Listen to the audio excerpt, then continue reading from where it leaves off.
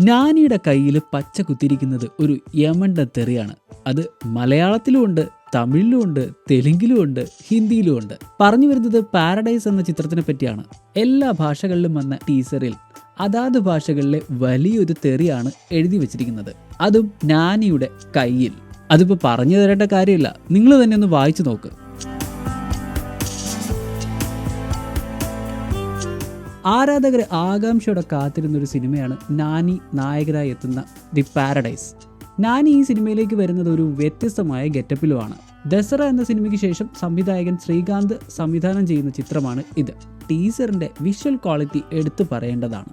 Real location ആണോ അതോ VFX ആണോ എന്ന് പെട്ടെന്ന് തിരിച്ചറിയാൻ പറ്റാത്ത രീതിയിലാണ് ചെയ്തിരിക്കുന്നത്.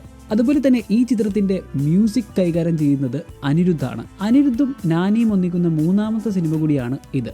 ഇതിനു മുമ്പ് നാനിയുടെ ജേഴ്സി, ഗ്യാങ് ലീഡർ എന്നീ സിനിമകൾക്കാണ് അനിരുദ്ധ് മ്യൂസിക് ചെയ്തിരുന്നത്. ശ്രീലക്ഷ്മി വെങ്കടേശ്വര സിനിമാസിന്റെ ബാനറിലാണ് ചിത്രം നിർമ്മിക്കുന്നത്.